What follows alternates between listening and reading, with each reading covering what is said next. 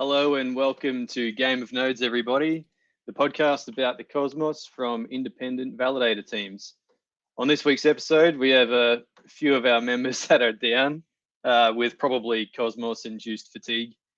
So we're expecting some drop-ins a little bit later on. But we've reached out to fill our panel, and we've got Demi here today to join us. Thanks for coming, Demi, on incredibly short notice. I think we only just realised that a lot of people weren't available this morning for various reasons. I think Alec, the Fray, has been working quite hard on the upgrades and the testing on Scotty. So I think he's a little bit worn out at the moment. And Jabby is deep in data, and I don't think he can pull himself away. And then we've got, Jack has showed up. Welcome, hey. Jack. Hello. Hey, yeah, mate. So we're just talking about our lack of people today, but, four's good too. So I think we can expect potentially Blockpain to drop in a little bit later. And I'm not sure who else said they were coming, but, I'm not sure if I mentioned Usurper. He's pretty crook at the moment, so he won't be coming. And, so welcome everybody. And I think we usually start with a question, right, Schultzy? Yeah, though, to be honest with you, I can't think of an example of the dumbest thing that happened this week. Oh, we've got Todd on? I mean, you got a selection. You've got, Prompt 19 to work with. You've got other bits and bobs, but I don't know. That feels kind of unsatisfying and played out at this point. Yeah, I think I don't really like to talk too much anymore about the old Prop 16 and all the subsequent props. That stuff's just going to play itself out. Yeah, the troubles. We should just start calling it the troubles. I like that better. We just jam our head in the sand and pretend it doesn't exist until it comes time to vote. You got ostriches down there, right? We have emus. Emus. Yeah, tasty little fuckers. I do like emu jerky. Really, I've never partaken in emu jerky. I've only seen that they chase people, and it doesn't look like fun. So I try to avoid that. I'm loosely aware of Australia going to war with the emus, but that's about as far as my knowledge goes about it.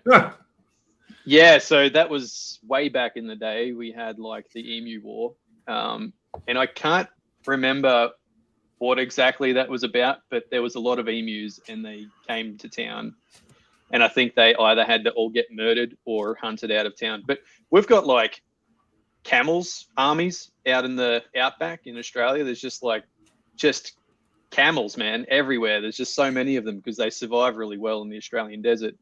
And in droughts, when there's no rain for a long time, they all decide to go to town, and that can get quite bad as well. So Jack, what is the dumbest thing, or something notable that you've seen in the cosmos this week? You got anything to add?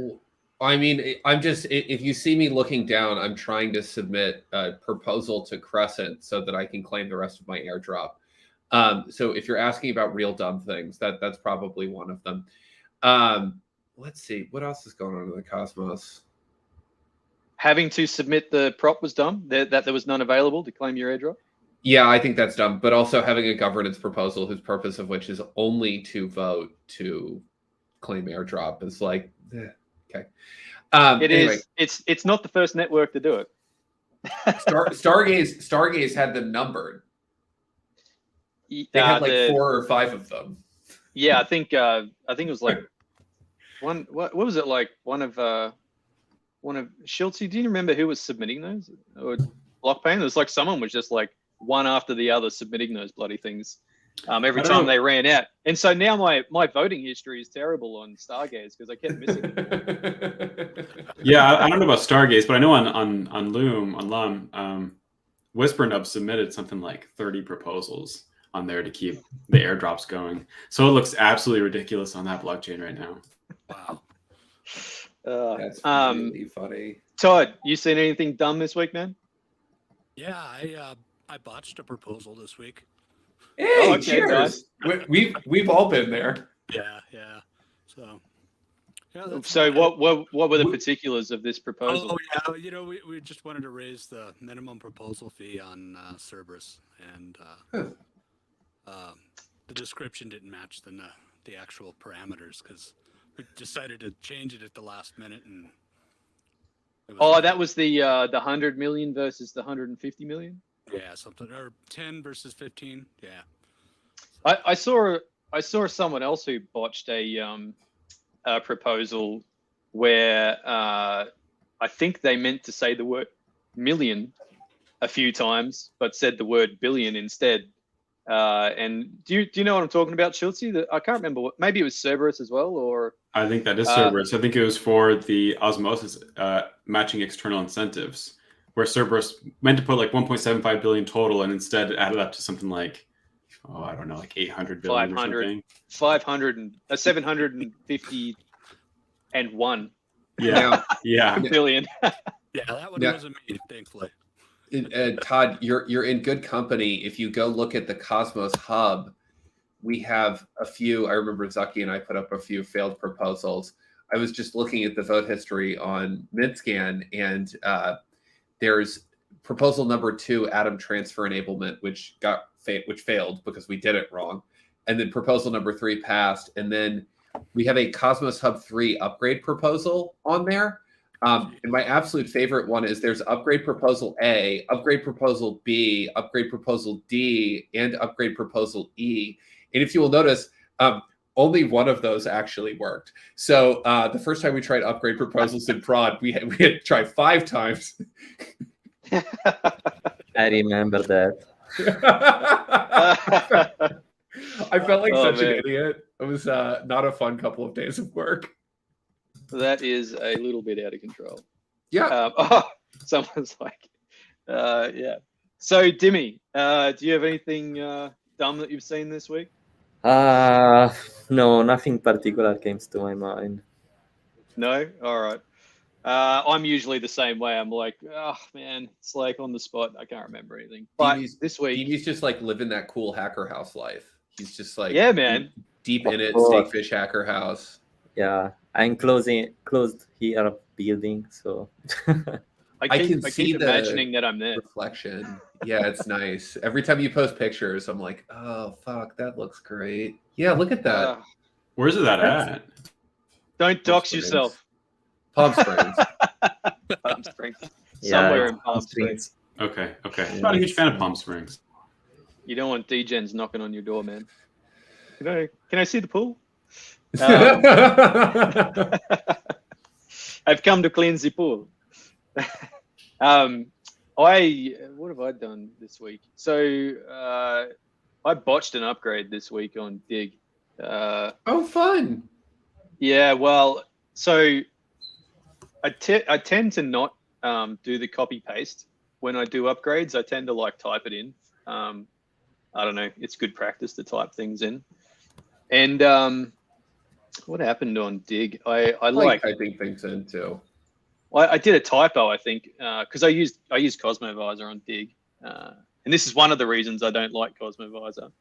One of the many reasons to not like Cosmovisor. Yeah, you get like sniped all the time with Cosmovisor. But anyway, so I had planned to be out that day, and no one else was available, so I did so I pre-set up the upgrade, but I had a typo in the bloody directory. And so when it came time to do the upgrade, obviously couldn't find the binary and freaked out. But I was able to get to a terminal and repair it before we had all the votes to start up. So I didn't miss a block, but I still botched it. So that was pretty dumb. Perfect.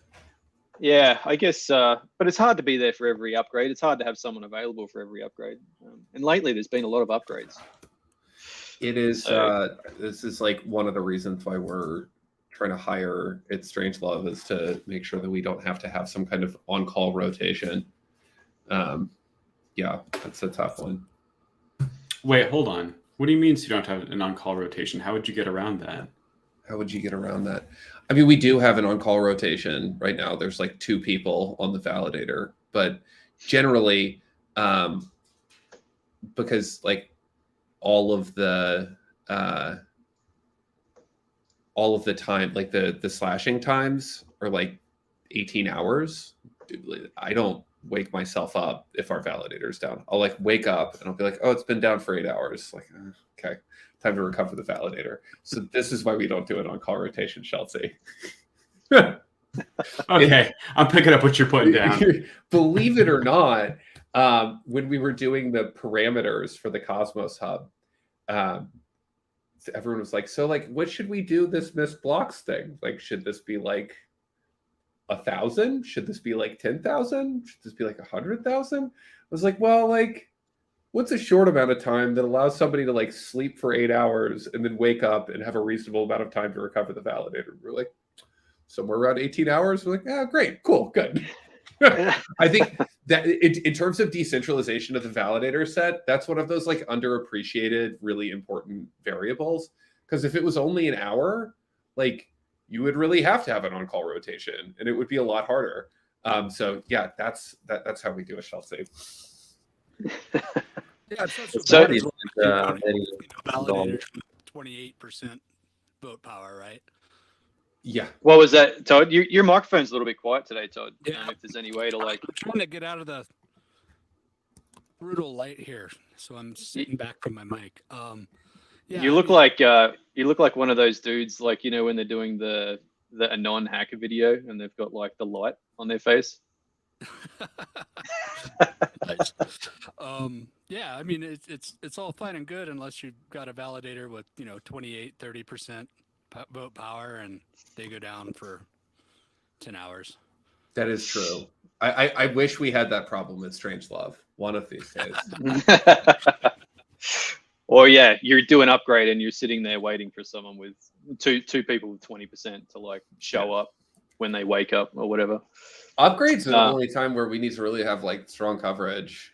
How do you guys do you guys use we've got all of our Discord alerts filtering into like a common Discord channel for that. But I find there's still like, you kind of have to surf the channels and kind of keep up with things because, it's governance. And how are you guys handling that these days? Kalpa Tech, it's great. Kalpa Tech's, he does a great job.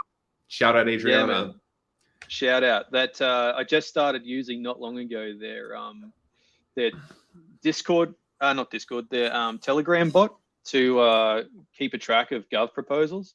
So basically every time a Gov proposal comes through, their bot picks it up and spits it out into your own personal channel in Telegram. Pretty handy. I check them like once every couple of days on all the networks we validate anyway, as my personal methodology, but it's good to get a prompt. If I'm doing some other stuff and I forget about it, and then it comes up on the Kalpa Tech bot, incredibly handy.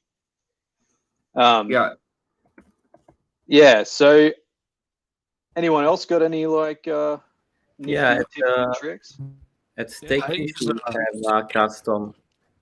Sorry? I use Zapier. It's Zapier. It's like modular Classic. cloud type thing, and I have that watch the RSS feeds for GitHub releases. Oh yeah. So you actually watch the GitHubs for their actual tags. Yeah. So as soon as there's a new tag, I know, and I'm like, all right, I've got a Gov proposal gonna drop any minute now on whatever chain, So you should parlay that into a bot for Telegram. I was doing that using Panic, which is for Telegram, and I found that to be kind of unreliable. Sometimes they just post tags whether they mean for it to be the next release or not. So it became one of those things where, like, I started paying attention to it, but there's so much basically false noise that I almost immediately started ignoring it. Probably within the first month of it setting it up. If you're anything like Juno, you would have like 1,000 tags before we actually do a release. Yeah. So what you're about to say on how do you do it at Stakefish? Oh yeah, so we also have the tag tracker, but yeah, also for us it's not that useful because sometimes something get tagged, but it's not time of the upgrade yet. So we have, of course, a governance tracking system that it's custom integrated with our business Slack. And we also use Discord, aggregating all the different announcement channel to single one, and keep track of that also on Slack. Yeah, we use many tools, and in general, we have basically one dedicated person for like 9 networks or something. So Okay. it's a lot of manual work. Yeah. One person per 9 networks. Is that what you said? For now, it's like this only because the protocol team is not that big, but we aim to expand. Yeah. How many networks are Steakfish validating on? Yeah, around 30. 30. Yeah. Jesus. Yeah. Yeah, they do everything too. They're not going easy mode all Cosmos chains. Yeah. Yeah, that's a big number. Oh, I know Sorry. Schultz, I think it was Schultz. You guys used to or still have your Discord channel, which also aggregates the announcement channels of a lot of chains. Quite handy as well. Honestly, I think that was a good idea to start, but with how many channels there are on there now, again, it just is basically completely turned into white noise. And some of the networks we don't even validate on, and so again, it's just one of those things that notifications pop up so frequently that aren't necessarily worth following. That again, it's just something that comes in, then like meh, mark red, move on. Man, there's like so many bloody everyone tags. It's just so annoying that I think you should just, not do that. If people are subscribed to the channel or haven't muted the channel, and they obviously want the notifications, but why have it? It's a notification channel. Don't like add everyone every time you do a bloody notification, because then you just wake up in the morning to 1,000 notifications and you're like, oh God, don't have 4 hours to read all these. Yeah, exactly right. And the funny thing about that is that Zach from Easy Steak and I actually got into it once over me using @everyone, because there was a Genesis that was happening, and like half the people got their Genesis wrong because I was just reviewing them. And everyone was like, hey, everyone like got this wrong. You basically all need to go in here and fix this. And now I've like come full circle where now I've told people like, hey, you're @everyone way too much, because he came in and like shamed me for it. I'm like, well, I guess what's the quote? Live long enough to see yourself become the villain, something like that. Definitely, it's very true, Schultz. It's like guaranteed. You have to be, yeah. I think you have to be everyone just take this note. Be sparing with the goddamn everyone, or the here. Well, the here's not so bad because you probably subscribe to that channel if you get the here, but just think twice before doing the everyone, because it's fucking annoying. And I got chipped once for doing the everyone back in the day, and I don't think I've @everyone except for maybe 1 or 2 emergencies since. But yeah, man, it's just too many. So can kind of parlay into what we were going to what we're going to talk about today. And I think we sort of came up with the idea that we might talk about security and people's various methods of validator security. So I know that, for example, Schultz and myself, or maybe no, sorry, that's Pokachu and myself sort of subscribe at the moment to about a similar model. Schultz, I'm not sure what you're using, and I can almost just assume that Todd is using sentries, and Dimmy, well, Steakfish would have probably sentries for every chain, and Jack is a Horcrux man, as far as I can tell. So we are all Horcrux all day here at Strangelove. We are all in on. Where did you guys go? Oh no, I lost you. There you are. Yeah, we are all in on threshold validation. Extremely important. I can sit here and talk about threshold validation for hours if you want. So I think starting with me, because I'm happy to talk about it. I'm gonna put down where we're at and where we're headed, and then maybe if we just do a quick round robin of the room, and if people are comfortable to talk about their security, you can give us a quick heads up of your method. So at King Nerds, when we first started out, we evaluated, people's security methodologies. We talked to a lot of different validators, asked them what they use. Found a lot of people were using sentries. I found a lot of people probably said they were using sentries and aren't. And others didn't use sentries. And so we were deciding whether or not to use sentries and trying to think of why we might, instead of just automatically using them, thinking of why we might use them. Because as a junior validator, we didn't have, a big budget to be spending on extra infrastructure at the time. And so we came up with the methodology that we would start out without sentries while we were like a low risk operation and not really a target of anyone. And then as we grew, we would look at implementing sentries.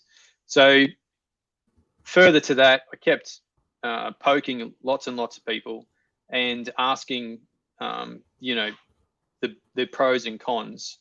And in the end, we decided not to run sentries because we couldn't see, other than people trying to protect themselves from DOS attacks, we couldn't see a huge benefit for them if we're already being able to hit all of the blocks and not miss a sign. So, I mean, a lot of people use sentries as a way of getting global coverage so they don't miss any blocks when they're signing, and others are scared of DDoS, and others are scared of people being able to gain access to their box to get keys. So there's various ways to keep keys off your box. And there's also I think that's like all of those are great reasons for sentries. Like this is why that's like the first, like, if you're going to run a validator, everyone says like, don't do it on one node. And there's a lot of reasons why. And I think that, the recent North Korean attacks on a couple of bridges are a great sort of harbinger of what's to come in this space. The internet is one giant PvP game, and we're going to see more and more of that. So, don't run with one node. The easiest and first thing you can do is run multiple sentries. That provides reliability, an extra layer of security. If you're even if you're running a full node for your validator on a node that's completely disconnected from the internet and only connects to P2P through sentries, like that's one barrier. Somebody could still pwn your OS, get into your sentry, and then jump from your sentry to the back node in your, like, once they're in your protected environment. But like that's one. It's at least a really important one. And then the next step that you can take after that is either Horcrux or TMKMS. TMKMS is a great other step. That gives you a lot more operational flexibility. Once you divorce the sort of state verification function of validation from the signing function of validation, you have a lot of flexibility in your deployments that you didn't have before. And TMKMS with this sort of soft sign is like definitely the easiest way to do that. So like those are sort of the next steps. And then you can do kind of all kinds of fancy stuff in terms of, making sure that your OSs are automatically updating on all of your nodes to protect against the common set of attacks that come through these internet connected endpoints. What DME just led for the last Juno thing, security upgrades for the individual chains are extremely important. One thing that we as validators don't talk about a lot is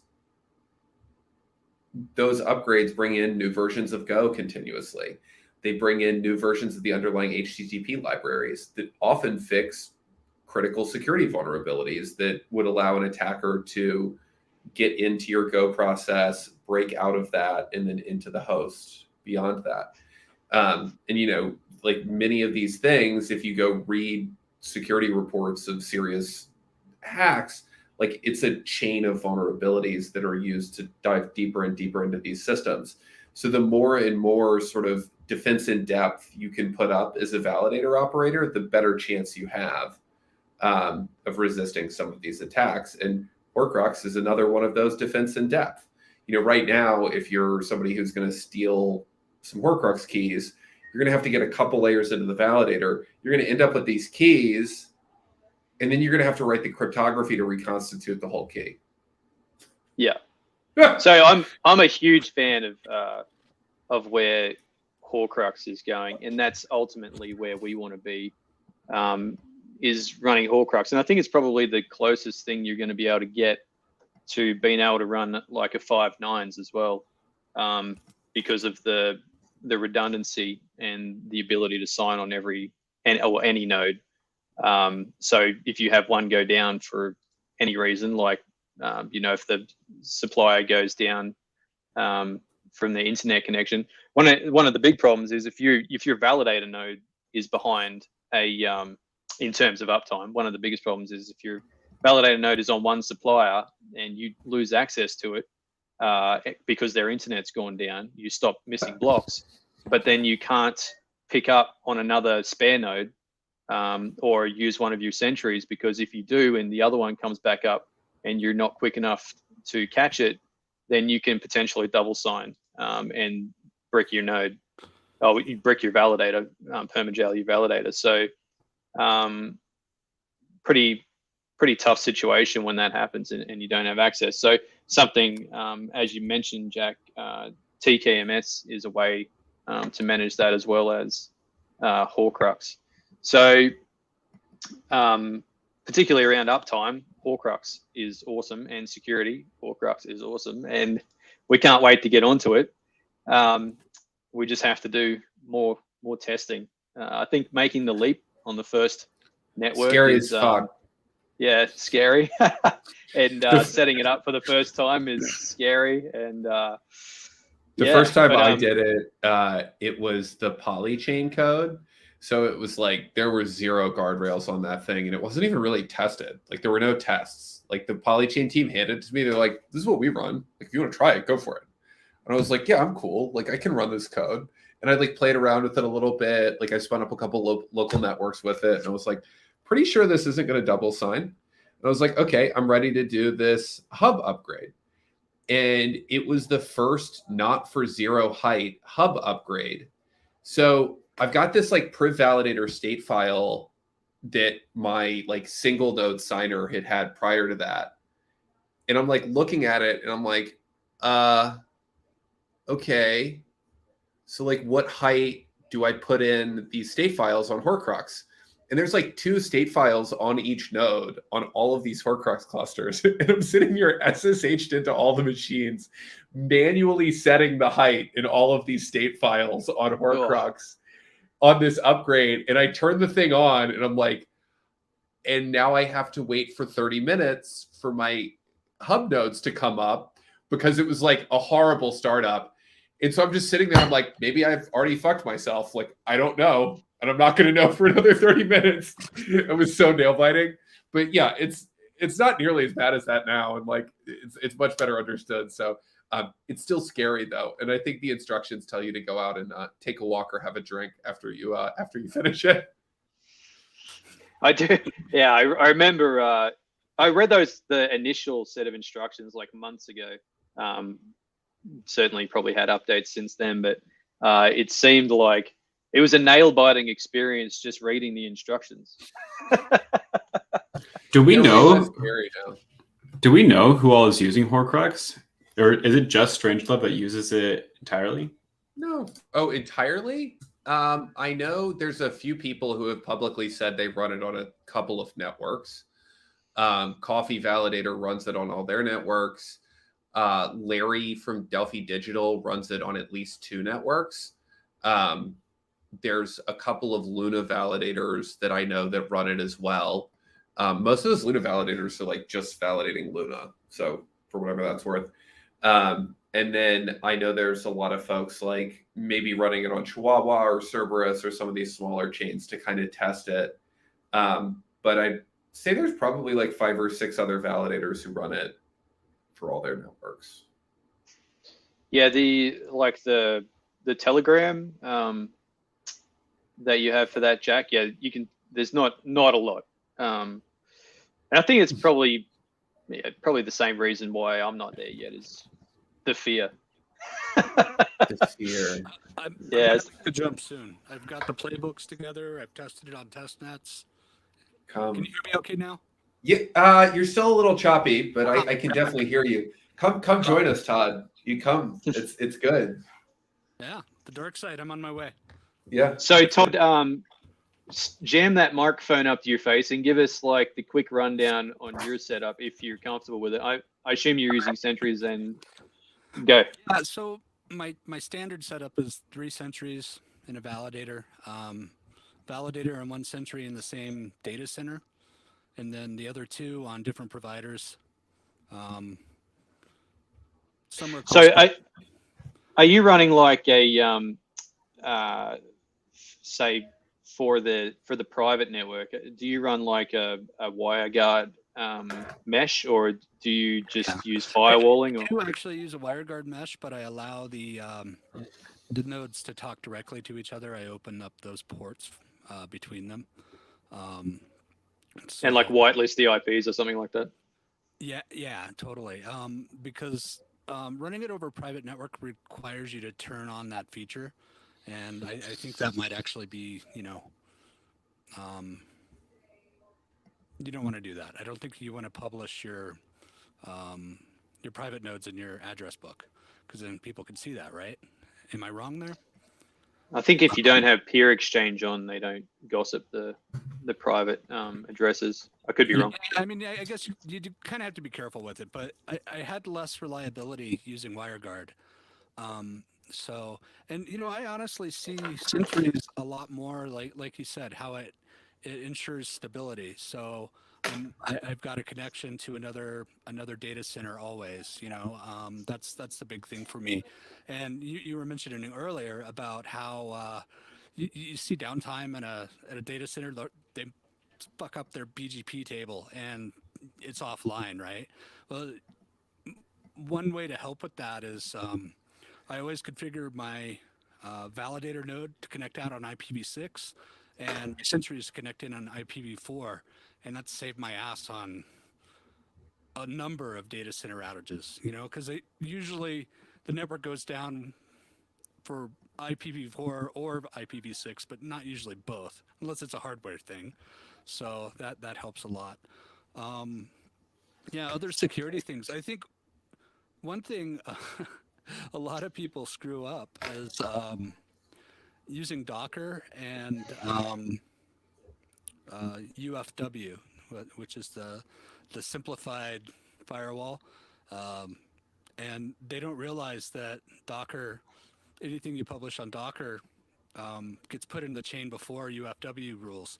So you got all these people running nodes out there in containers that have their RPC exposed and stuff like that. So, so I always use IP tables first of all, and if the provider has a firewall, I use that as well. But let's see what else. Todd, is your you've got like an analytics type thing as one of your websites that from memory crawls open 2557 ports, right? For probably all these people fucking up with Docker. So what's really strange is when you do a peer exchange, it gives you the RPC endpoint for the node.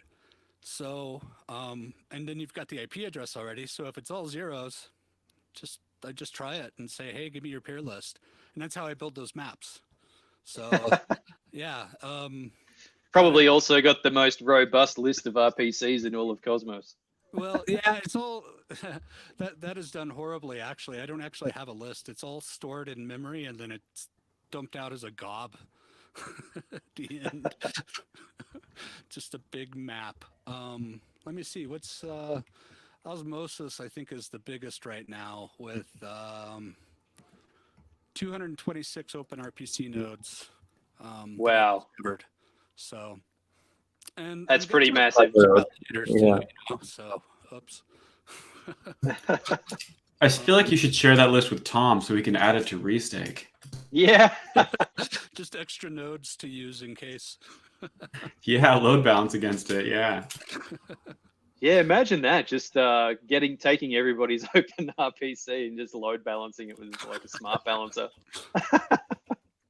It'd be like, and then just that's the network's big RPC, super distributed. It's honestly really not that bad of an idea. Like, if you're doing it for not bad things like Restake, then do it. Let's just do it. Testing purposes. Yeah. Dimmy, what are they doing over at Steakfish, man? You guys just century the world. So I'm not sure how much I can share about the Steakfish infra, but yeah, we follow all the best practices. We have remote signers, and yeah, of course, the size of the infra depends also on the network we are going to validate and how much is delegated to the validator itself. But yeah, we always have a base layer of security that follows all the best practices, and maybe for some more like bigger networks, we also have some extra. One thing that I'm not sure if anybody else is using is the relayers, and I'm not speaking about relayers of IBC, but relayers between sentries and validator. I'm not sure if someone is still using that or. I know a couple people. What was that question, Dimmy? Basically, this is some next level shit right here. It's basically another layer. So you have the sentries that are connected to the world, the relayers that are connected only between the sentries and the validator, and then you have the validator itself. And it was quite a common thing in the early stage of Cosmos Hub. Right now, I'm not sure how many people is still doing that, and I'm not even sure if it's like useful or not. I mean, it's another layer of defense. Of course. Yeah. Yeah. I know Polychain was. I think Occlusion still does. Anyway. And what about Dimmy validator? My validator, yeah, I also follow the best practices. I have sentries almost everywhere I validate. Yeah, except one network. I'm not going to tell you which, but it's like not profitable. So one node is more than enough. And so do you try to keep those light with state syncing and stuff like that? So I always use default pruning. Like I don't like to have pruning everything or to state sync and not have the full history. I'm not going even on your sentries. Yeah. I do have default almost everywhere, and I also have some like totally separated node that I use maybe as archive or even more history. Like I don't like to run my validator on some pruned state. I prefer to have all the history. So yeah, this is my setup. All my sentries have default pruning and also the validator. Interesting. Cool. Yeah, I actually started bringing up a bunch of archive nodes just for taxes. So.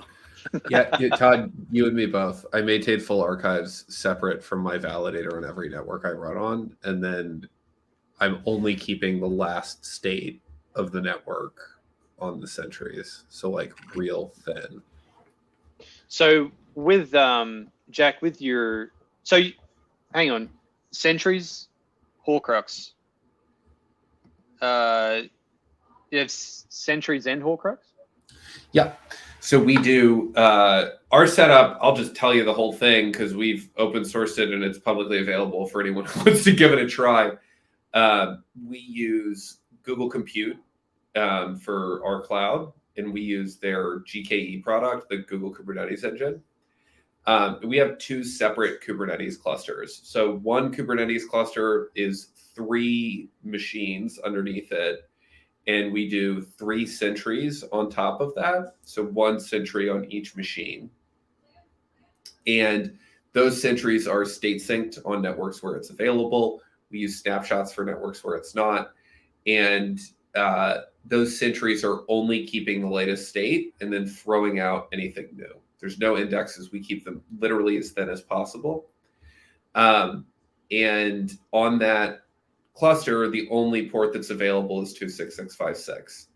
The Kubernetes control plane is private. Everything else is private. The only thing that's open on the internet is 26656.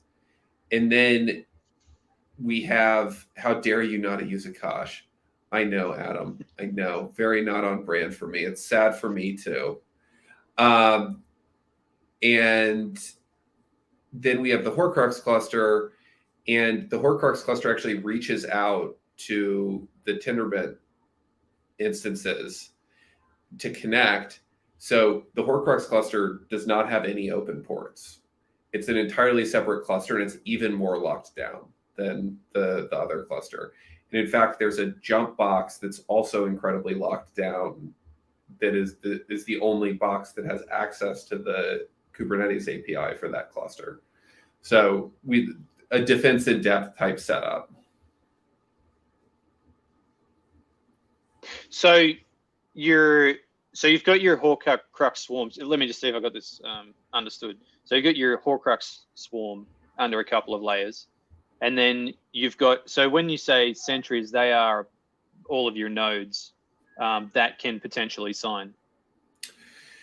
So here's how it works. All three of those nodes are connected to the P2P network. They all are validated. They're all like flagged as validators. We turn that priv-val thing on. And what that does is it opens a port on the Tendermint instance. That port is only available to the Horcrux cluster. So when Tendermint starts up, it waits for 5 seconds for something to contact it and say, hey, I've got a pub key.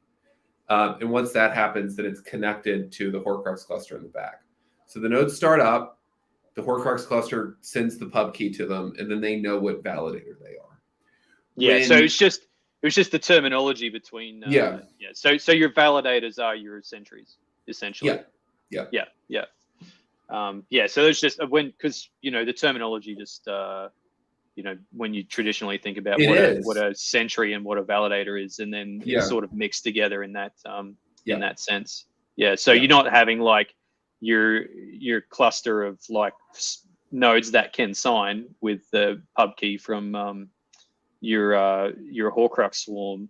Then behind like another layer of sentries, they're the same thing where all of them can sign. Yeah. Yeah. I mean, you could, do another layer like Demi was talking about with the relay nodes. There's a number of things you can do there. What my thought on the scaling of this is to auto scale the cluster. Also, there's a change coming to the Tendermint priv-val where instead of the Tendermint instance opening up a server that then waits for the pub key request, the priv-val server is going to have to open up a server, and Tendermint is going to reach out to that via a gRPC thing. So we're going to be doing that gRPC conversion and rejiggering our architecture a little bit. But yeah, that's how that works. Where was I going with that? I had a point there. Well, I have two questions. Yeah. One on is that pretty cost effective on Google Cloud to do it that way, considering how thin those nodes are on the Kubernetes cluster? And I mean, is it cost effective? Like, we are still profitable on all the networks we run on. I'll say that. Make 5 cents. Yeah. Yeah. Okay. Well, is it really expensive No. in comparison to like a traditional setup? No, I don't think it's crazy expensive. I used to run them just on raw VMs, and like the price on the additional cost for the Kubernetes cluster is minimal for Google. That's pretty minimal. What the additional cost is like on Osmosis, we have to run the pricey CPUs. And, if you want to run the expensive disks, then that's like a 10x increase in the monthly cost. I think we're running like,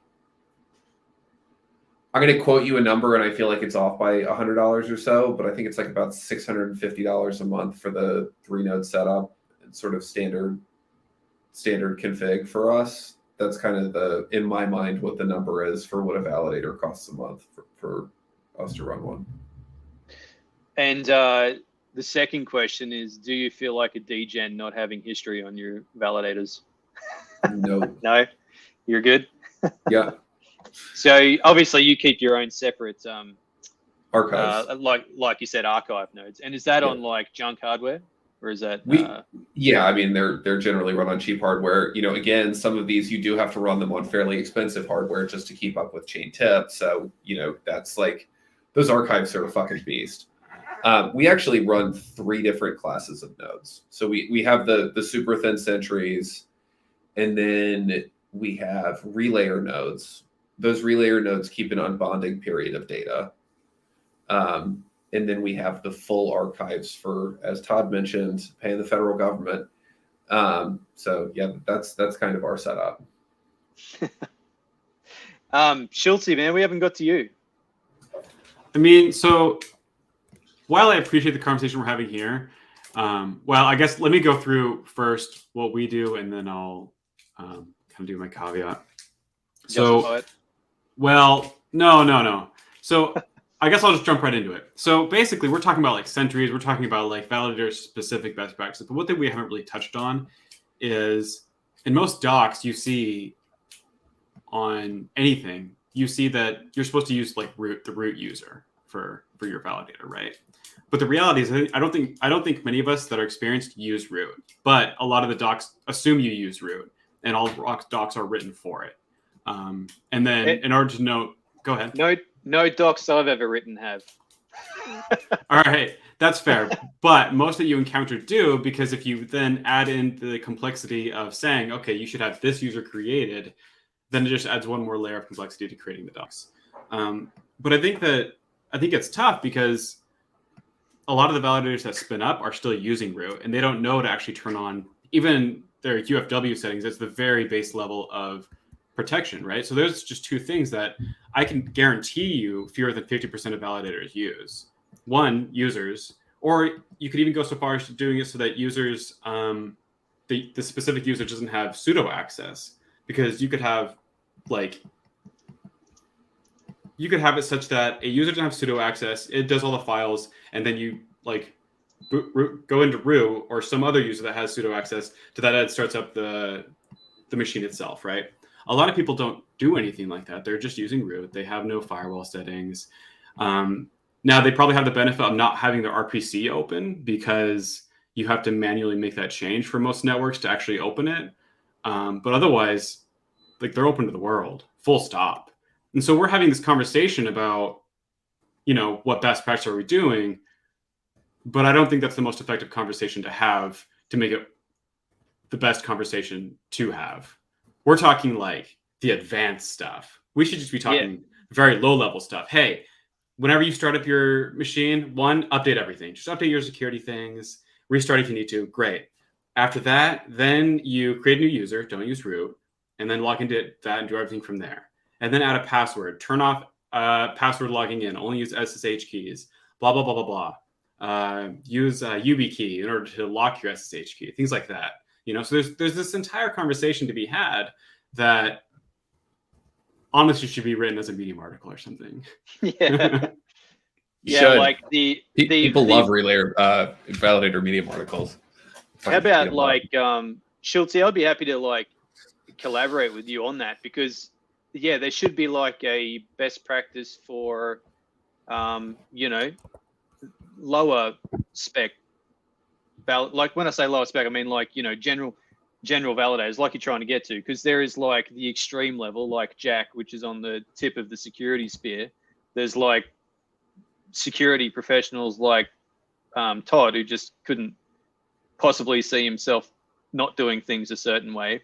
But then there's there's a lot of entry level validators, and there's a lot of mid-tier validators that either don't have the resources to provide that, and or don't have experience to know those best practices in the lower space. And I think you're hitting the nail right on the head with there's just so many basic things you can do to protect yourself from the outside world. And for the most part, even if you've just locked it down to your P2P port and your and even if you do have SSH open, which is not a good idea, but when was the last time there was a 0-day on SSH if you've configured it properly with no root and certificates? So there are a few things you can do to get yourself set up more protected than just YOLOing in with root and copy pasting yourself to glory. Exactly right. And, to be perfectly honest, so I come from a software engineering degree, and so I'm happy to go write code, but I didn't know too much about Linux. I use Linux daily because that's where a lot of code is written, but that doesn't mean I knew security practices. So for my first network, I was one of those people who just copy pasted in. And then I was like, well, hold on. This doesn't seem like it's quite right. Like locking straight into root doesn't seem quite right. Or if you're using Contabo, I think your default to Ubuntu. And then I stumbled upon, Jack, I think I have you to blame for the Sentry node architecture, right? Yeah. It's your article from 2018, right? Funny enough, I posted that article. Greg from fucking Cephalopod wrote it. But yeah, I mean, I have been the Sentry node advocate. You can blame me. Yeah, that's fine. I didn't realize you weren't the one that wrote this. Yeah. No one does. This is probably the first time I think I've said it on podcasts before, but no one ever remembers. So I was like, oh, it's Jack. And I'm like, yeah, they kind of, yeah, I guess. Yeah, I posted it. Greg didn't want to create a forum account because he didn't want more accounts. So he was like, Jack, can you post this for me? But yeah. Greg from Akash? No, Greg from a Greg that nobody knows. The Greg behind Cephalopod. Oh, Cephalopod, yeah. Yeah. Yeah, I reached out to Greg to get him on the show here in the next couple of weeks. So hopefully we've got that coming up. Greg from Akash, that is. From Akash, yeah. Quick plug. Don't know what we're going to talk about, but I hit him up anyway. I guess Akash. So anyway, sorry, Schultze. I don't believe you really finished your story before I butted in and started agreeing with you.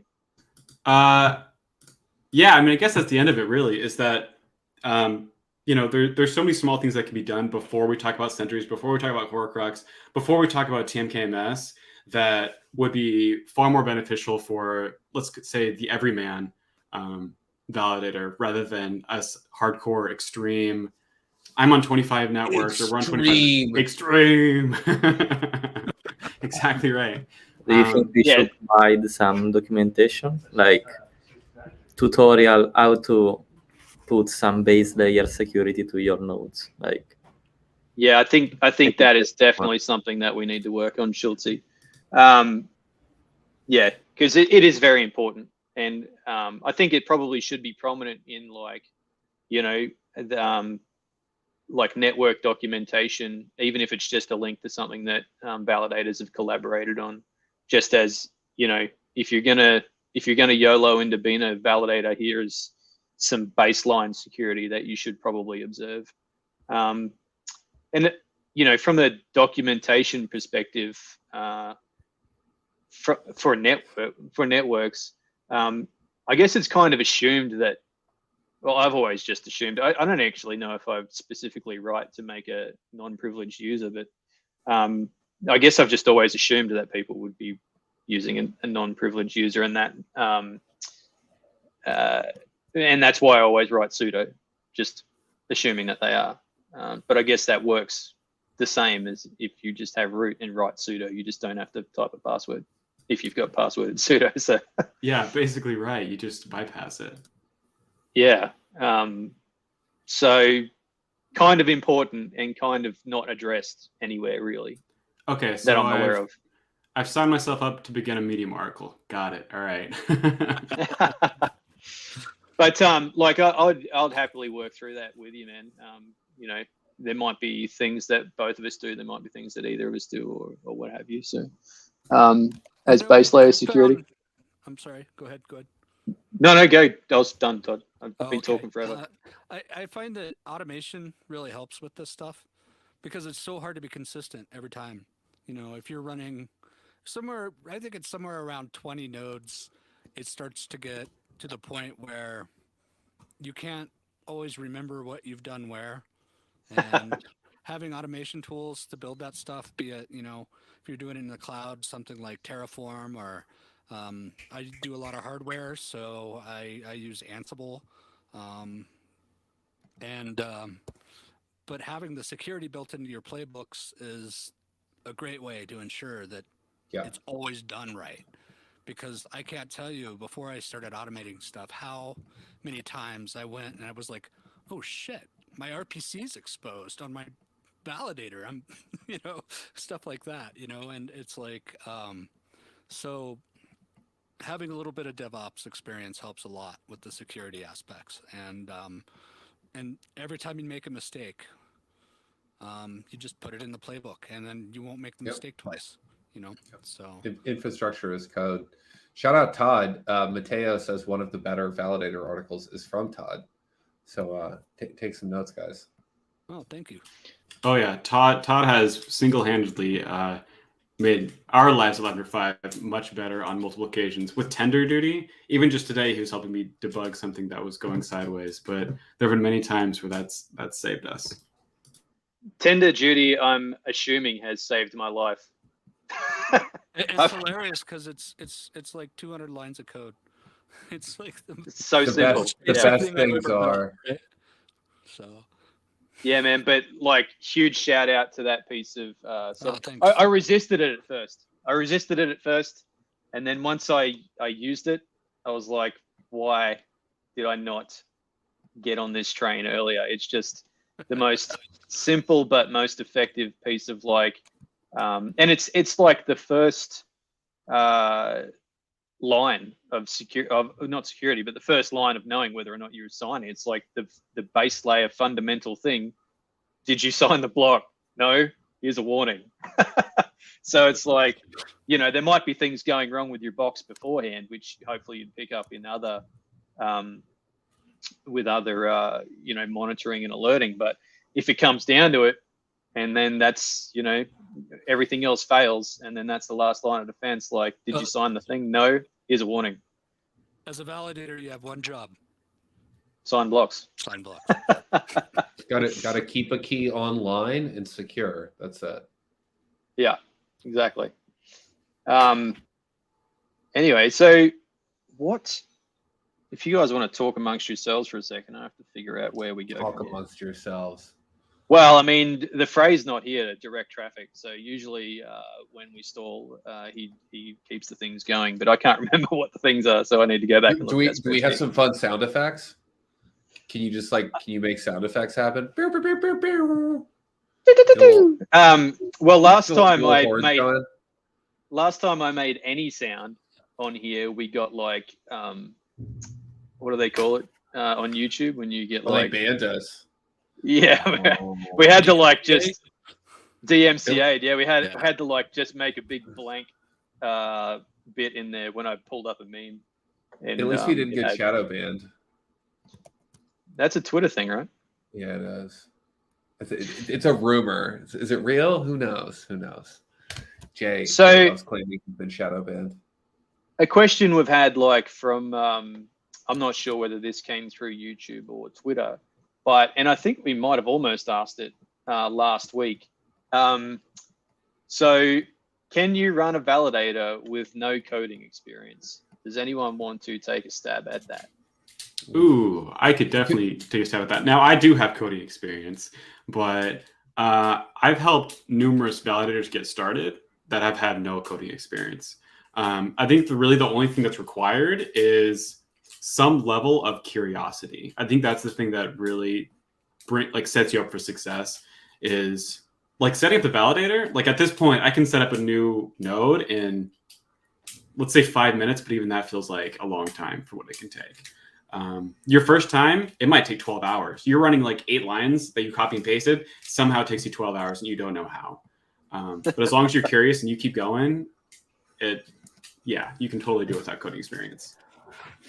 I am confident that if you jump onto the Uni 2 test network on Juno, you can not even have bloody experience in a CLI and have a node up within half an hour. Is there do you have a link to the Uni 2 stuff? I have one of my lawyer friends is interested. Yeah, man. I'll pull it up while we're talking. Yeah. To that end, I want to actually talk about Uni 2 a little bit. Yeah, okay, yeah, sorry for interrupting. Uni 2, so that's Juno's testnet. one of the things that Juno does especially well is the orchestration of their testnet. And I think that's really what sets Juno up for success. There was the transition, but I think basically transition between Uni 1 and Uni 2 was, I think, what created a lot of us as good validators, because it was something of a gauntlet of issues that we found and security holes. And so we were breaking it like daily. There was like 6 back-to-back Genesis transactions. There were issues that somehow we just kept working through. And it was almost like a boot camp.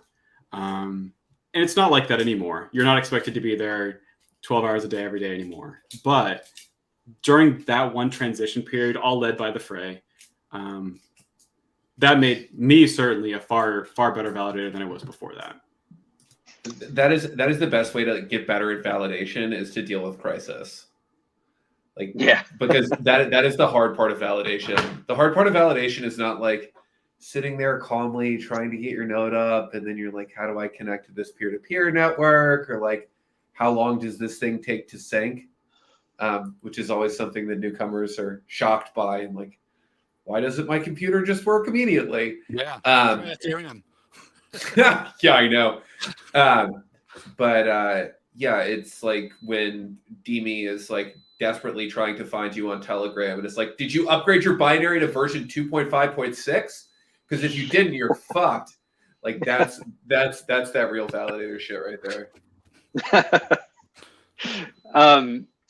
Tell me, the days before governance upgrades must have been enjoyable.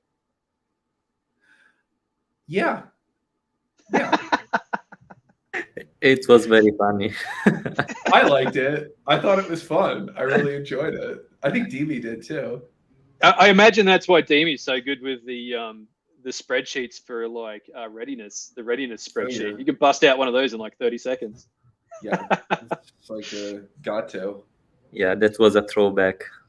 I tell you what is good about test networks for anyone who is looking to like become a validator that watches this, or looking for information like how to become a better validator, besides the information that other validators put out to help new people, is that if you can help it, don't go straight to a mainnet. Like, you know, a lot of people YOLO into some low value mainnets, or even high value mainnets if they can get a gathering, but recommend just jump in and spend a little while at least in a test net, because you can do things in a test net that you can't do in a mainnet. You can attack yourself, you can beat yourself up, you can ask other people to beat you up, you can spam transactions, you can try to break things without annoying people. There's just so much more stuff you can do to test your own skills, and also to benefit the network by testing the network. So if I had any advice for anyone who wants to become a validator, play around in test nets, get familiar, don't just YOLO straight into a mainnet, because it's not yourself. Even if you are proficient in like Linux or whatever you need to run that network, it's not just your money. If you get jailed, or you double sign yourself accidentally, then that's other people's funds that you're playing around with as well. So yeah, I mean, some of the stuff we went through on Uni was fantastic. Killing a network by messing up state on a bunch of validators trying to recover from a bad block. To be fair, we did that on mainnet as well. So that's a little different, but yeah, but I mean, when the Evmos thing was happening, people started seeing the same things, and I was like, dude, you're screwed. Just turn off your node and wait for somebody else to start signing blocks, and if you don't do that, you're gonna double sign. And then what happened? Everybody double signed. So I remember you saying that in the I'm pretty sure you said that in the chat. You said like, anyone who's I'm not a validator there, but I was chatting with some of you guys somewhere else, and yeah, somebody mentioned that they were seeing this error, and it's like, oh, yeah, that's what happened on Juno. Just stop your node now. Yeah, just stop like your node.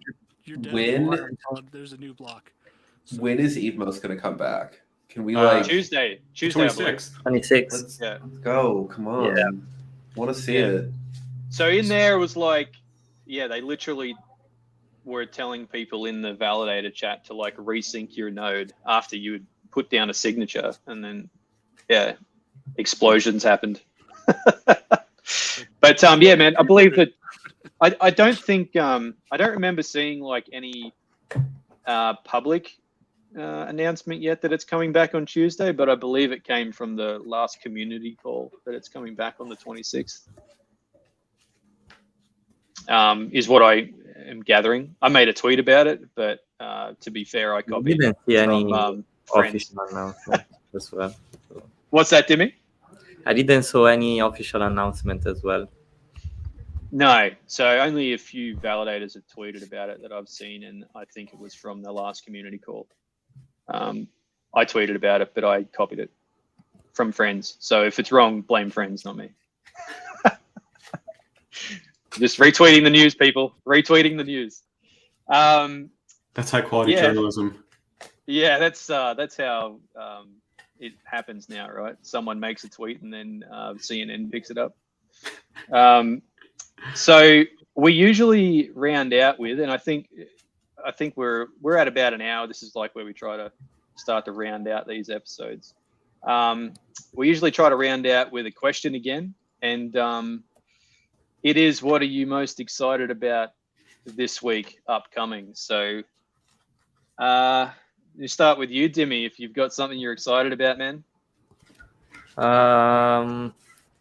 Yeah, about the row calculator. I hope to see in like today or tomorrow. Yeah. I think you're not the only person who's excited for you to finish the raw calculator. I think a lot of people want to get on there and bang their address. And yeah, I know there is also a lot of people that are unhappy for some decisions that have been made, but I can tell to them that there will be a DAO, so we can do something later as well. Potentially do something later. Of course. Don't write checks you can't cash, man. So like win raw. Like, Demi, do you want to talk snapshots? I think he's like, God, no, please make it stop. Oh, no. So, Demi, is it going to be like he's like, I'm just taking snapshots right now. I'm like, I got it on this other screen over here. Like, I'm just snapshotting. Like, we're like months of snapshotting. Guys, just snapshots. So is it going to be like a just put in your one address and done job? Like you can put in any address from all over the cosmos and it'll just reduce it back to like the hex and then go from there? It will be similar to Neta. So there will be a page, you connect your wallet, you claim. That's it. If you add multiple wallets, of course, you have multiple claim to do. Yep. Awesome. Schultzy, man, you got excitement? Yeah, so I'm actually really excited for the Secret Network upgrade next week. I've been here since Secret 2 and we're at Secret 4 right now, and this will be the first upgrade that doesn't require a hard fork. And that sounds pretty minor, but I'm pretty stoked about it. Schultzy, after we did, I'll just say 20, on the order of 20, for the first upgrade where that it didn't require a hard fork, I was just like, this isn't even an upgrade. What is this? So easy. Yeah, just Asaf feels good. It really does. Asaf sent me the instructions to review before he posted them, and it was the normal 6 steps, like fetch GitHub, make install, restart node. Okay, you're done. I was like, oh man, this is great. This is fantastic. I could do that all day. Also, shout out Asaf. He was the one who finally root caused the contract issue on Juno. Yeah, Asaf is absolutely fantastic. I interacted with him fairly frequently, and every single time he's just fantastic. He's such a great person to work with. He's awesome. We should get him on here one day, Schultzy. Ooh, he might IP into that. That's a good idea. Yeah, I'd love to have Asaf on. That'd be fantastic. All right, Jack, you looking forward to something, man? You're not done yet, bro. Yeah, I'm not done yet. Fuck. No, is the work ever done? Am I looking forward to something? I don't know. We're making chicken cassoulet tonight. So we got some chicken, we got some chicken broth, we got some beans, we got some mirepoix. You know, just doing the thing. So that's what I'm looking Struggle forward to tonight. Struggle to remember to eat. That sounds delicious. Yeah, I have not eaten a lot today, so I did to get some eggs around noon, which is like better than nothing, right? Like a boiled egg? Oh no, I made some sausage and eggs scrambled. I prefer mine scrambled personally. Cool. If I'm feeling really spicy, I'll fry one. That's yeah. Todd, Oh, how you I don't going? know, man. I'm just glad I'm not sitting around trying to balance ledgers to figure out how much I earned for my greedy uncle. So, Yeah, you're looking forward to not have to do any tax calculations. well, I've got a lot of work to do yet. Still slogging away at it. Yeah, but it's nice that I can take a break for a few days, and I got my estimate in. It's probably right. I don't think I'm going to jail. It's all good. Our tax isn't due until the end of our tax year finishes at the end of June, and then it's not due till like May the next year. But so May's coming up, so I'm still doing tax from a year ago, and I put on a crypto bookkeeper to figure it out. Because it's just completely lost track. It was actually I degened a bit in Define, and it's just like so hard to figure out that I just had to get a bookkeeper. Man, I just don't have the time. But yeah. Anyway, so I guess what am I excited about? Oh, I was talking to Juice Labs.